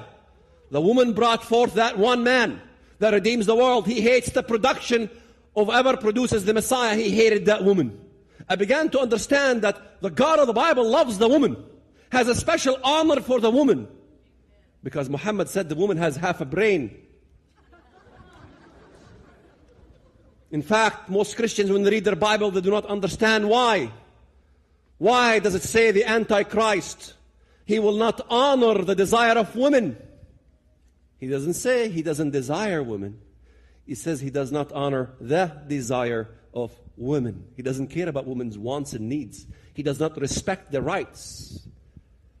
Who does not honor the desire of women today? I began to see that he honors a God of war. Who's honoring the God of war today? What does jihad mean after all? He will honor him with gold, silver, and precious stones. I don't have to tell these gentlemen about what that means. Zakah is one of the main pillars of Islam, that you honor Allah, the God of jihad, with the gold and the silver and your finances, all these things. But when I began to read the Bible, I began to see what was evil in the Bible was holy to me. And what was holy to me was evil in the Bible. Because Islam came as a thesis to destroy the Christian message that God came down to earth and died on the cross, that God was a triune God. By the time I reached to 1 John 2:22, what did I read? Who is the liar? He who denies that Jesus is the Christ. He is Antichrist that denies the Father and the Son. He is Antichrist that denies the Father and denies the Son. I began to see the relationship, the difference, the comparative analysis between what's in the Bible as far as the definition of God and the definition of Allah. Allah had 99 names in the Quran. Some of those names come right from the Bible. One of the names of Allah is Al-Makir, the great deceiver. Al-Jabbar, the oppressor. Al-Mumit, the one who causes death. Who caused death in the garden? Al-Makir, the great deceiver. Al-Mutakabbir, the most proud one. Al-Mumit, the one who causes death. Why is the devil of the Bible my God? Who did Muhammad meet after all? And the whole stories. I'm writing a new book. Just comparing all the new stuff. Just comparing how Muhammad ascended unto heaven. Why in the story of the ascension of Muhammad, Al-Isra wal-Mi'raj, that Muhammad had to ascend into heaven? Because in Isaiah it told us, you said in your heart, I will ascend into heaven. I will be like the Most High. Muhammad means the praised one. How could it be that a name of a prophet be the praised one? I began to see the connections. I began to see that Islam was wounded and wants to heal its wound. I began to look at the verses in the Bible and began to see what Jesus will do when He comes down to earth. In fact, if I leave tonight, this is all I want you to remember. Jesus, in Isaiah 63, all you Americans agree that that's messianic. Who is He who comes with His garments from Edom, sprinkled with blood? Edom is a Muslim country, the Arab world. In fact, Ezekiel 25 tells us that Edom is from Timan to Dedan, from Jordan all the way to Arabia. Christ is coming out of Arabia with His garments sprinkled with blood, fighting who? I began to see the necessity of supporting Israel in the Bible, the people that I hated. I began to see what the Bible was making me do is to love my enemy, the Jews. Yeah, I know many of you does not understand God's position of Israel. But let me tell you something. If God loves Jews, I love Jews too.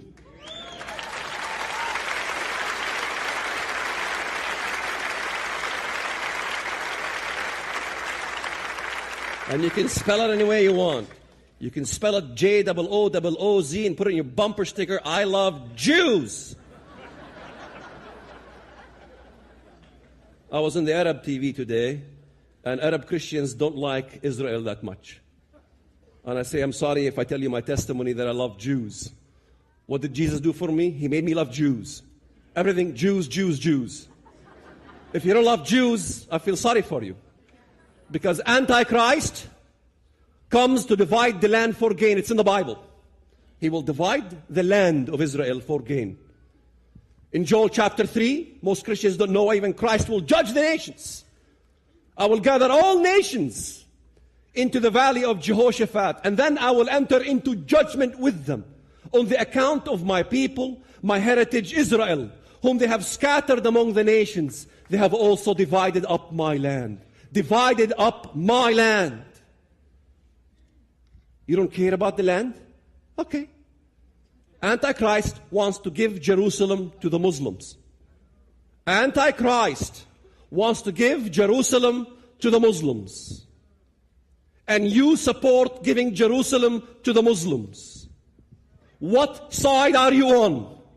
Are you on the side of Christ or are you on the side of Antichrist? You can't love Antichrist decisions and love Christ. Because Christ said, if you love me, you will obey my commandments. He said, I will send you as sheep amongst wolves. If you have no wolves in your lives, perhaps you were never sheep. He said that He wanted us to be as wise as serpents. Be as wise as serpents, young kids. As wise as serpents and as innocent as doves. My son wrote a book, 15-year-old, God bless his heart. He told me, I want to write a book. Yeah, son, you're 15 years old. He said, so what? I want to write a book. God wants me to write a book. I said, son, you're 15 years old. Would you permit me to write a book? Every day, bothering me like that. I told my wife, you know what? It'll be a good exercise for him.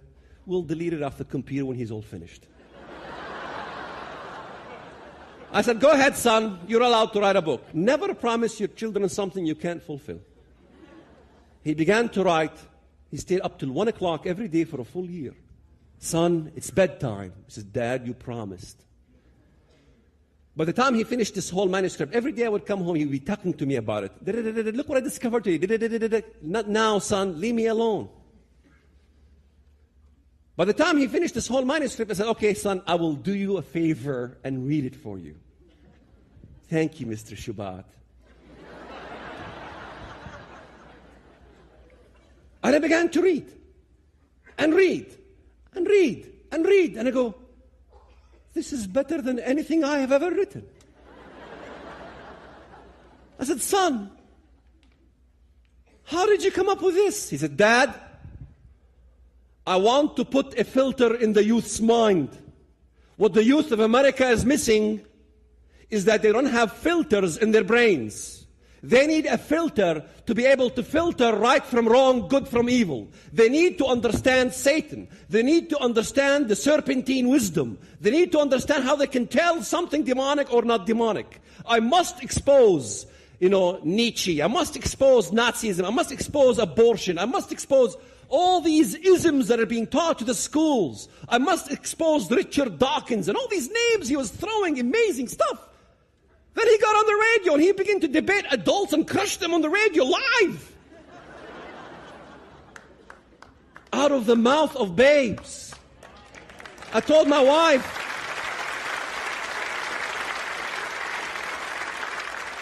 look what we have made.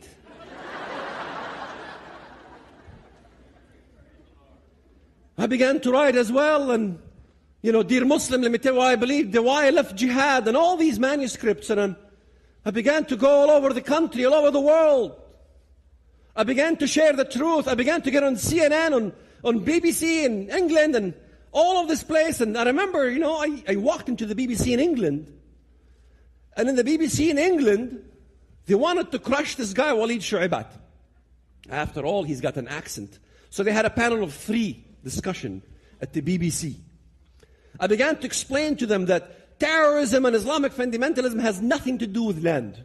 If it has something to do with land, why is it that the Muslim Brotherhood was established in 1928, 4 years after the dismantlement of the Ottoman Caliphate? The Caliphate was dismantled. Islam was bruised. Islam wants to heal that wound and wants to revive itself as in the glory days. It's got nothing to do with Israel going back to their homeland. It's got nothing to do with Americans being in Iraq. They said, Mr. Shoebat, it usually takes 2 to tango, I said, no. That's a bunch of baloney. It doesn't take 2 to tango. He says, what do you mean it doesn't take 2 to tango? I said, well, can you tell me and tell your audience here, what did the Jews do to tango in Nazi Germany, if it takes always 2 to tango? He didn't know what to say. So his colleague, the other educated author, wanted to help him. And he said, Mr. Shoebat, you must admit that the problem with today's world is fundamentalism. I said, I see where you're going with this. Because I'm a Christian fundamentalist, you're saying I'm the same problem as the Muslim fundamentalist, moral equivalency garbage. I know you Europeans don't get it. I said, yes, us as Christian fundamentalists, we admit we give you a headache. But the Muslim fundamentalist will take the whole head right off.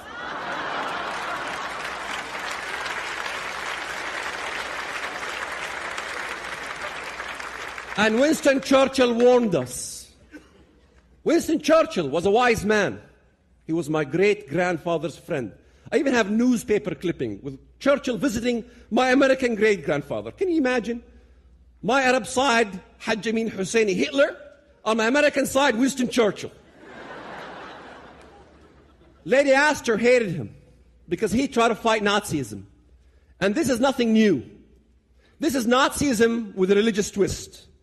He wanted to fight Nazis. He began to explain to the English. He says, Hitler in the Munich Treaty, Hitler is not about land. He will take everything. We have been given a choice between shame and between war. Shame, that is, giving Hitler land. And between war, taking out Hitler right now.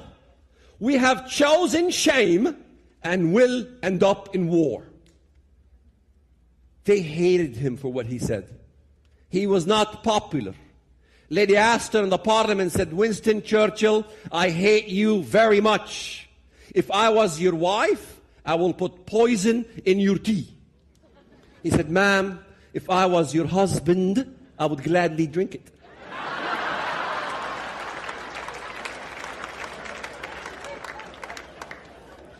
I began to understand Israel's relation. I began to understand in Amos chapter 9, verse 15. I will plant Israel in their land, and no longer shall they be pulled out of that land. And in Psalm 82, it says, the haters of the Lord will pretend submission to him. And it talks about the Lord himself arising. Arise, O God, judge the earth. You shall inherit all nations. The Lord himself will arise, and I wish you had your Bibles with you. The Lord himself will arise to judge the nations. And in Psalm 83, he gives you the very nations that the Lord himself will arise to judge. They have said, come and let us cut them off from becoming a nation, that the name of Israel be remembered no more. They form a confederacy against you. The tents of Edom and the Ishmaelites, the Muslims, the people of Tyre, the Lebanese. Assyria also came with them, Syria, Iraq. And the Bible clearly says, pursue them with your tempest and affrighten them with thy storm. Let them be ashamed and dismayed, that they may seek your name, O Lord. They may seek your name, O Lord. I read those words in the Bible, and I began to understand God's hand was upon Israel, and God wanted me to seek his name. And what is his name? His name is Wonderful, Counselor, Mighty God, Everlasting Father, Prince of Peace. His name is Emmanuel, which means God is with us. For us to reach to God. For us to reach to God is the old story of Babel. For God to reach to man is the truth. For God so loved the world that he gave his only begotten Son, for so whoever believeth in him shall not perish, but have everlasting life. You are the salt of the earth. We have gray hair. We're going nowhere. You are the future. You must stand still when you grow. I know you're tired. You want to go home. But go home with this message. That you, when you go to your universities and your colleges and the professors begin to oppress you and the other students will oppress you and the walls will come after you, that you will hold strong, that you will hold what the pastor taught you, that you will know that you have the truth and the truth will set you free. God bless you. Thank you very much.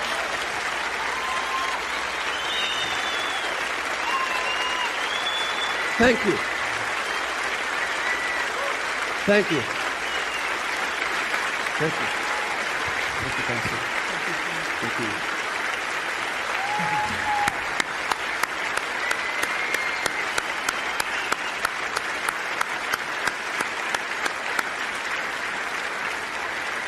Let's close in the song of worship to the Lord.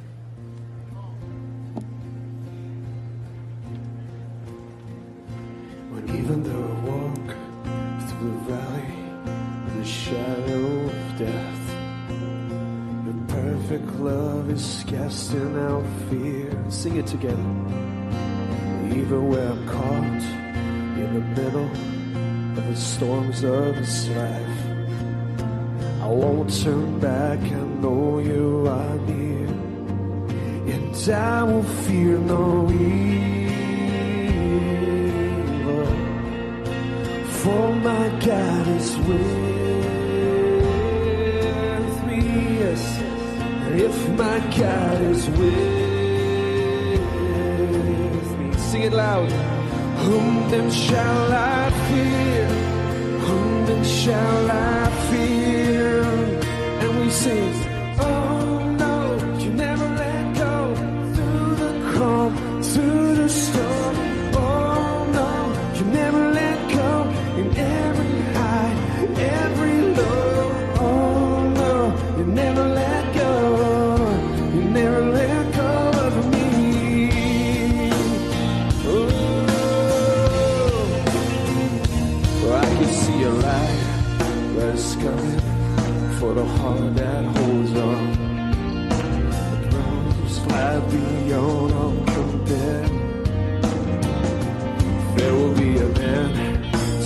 troubles, but until that day come, we'll live to know you're here on this earth. I'll fear no evil, I will fear no evil. For my God is with me. Yes, He is. Oh, if my God is with me, who then? Oh, then shall I fear? Sing it. Oh, then shall I fear? Everybody sing it. Oh, no, you never let go. Through the calm, through the storm. Oh, no, you never let go. In every high, every low. Oh, no, you never let go. You never let go of me. No. And I can see a light. Oh, yes, and I can see a light that is coming for the heart that holds on. Yes, and there will be an end to these troubles, but until that day come, oh, still I will praise you. Still I will praise you. Let's sing it again. I can see a light. Oh, I can see a light that is coming for the heart that holds on. Sing it. There will be an end to this trouble, but until that day comes, Jesus, still I will praise you. Still I will praise you. No, you never let go. You never let go. Oh, no, you never let go. Sing it out. Sing it. Oh, no, never. In every high.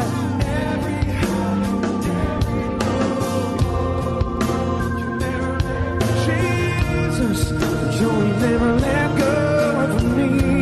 Oh Lord, and we sing it again. You'll never let go, Lord. Yes, we know. You never let go through the calm, through the storm. Oh no, you never let go in every high, every low. Oh no, you never let go. You never let go of me. Sing it one more time.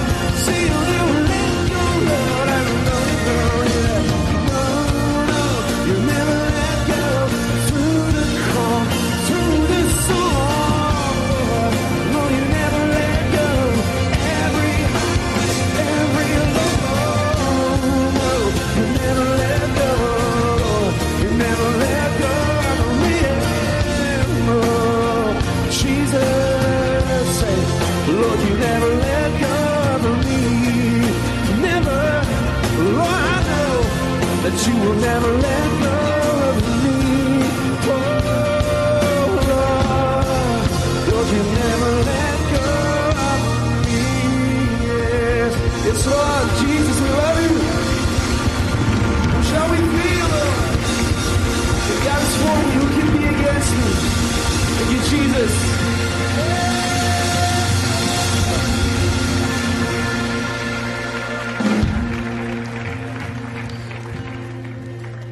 The Lord bless you. You guys, we've been blessed tonight. Pray for these men, and like never before, be absolutely committed to what God has said in His Word. Live it.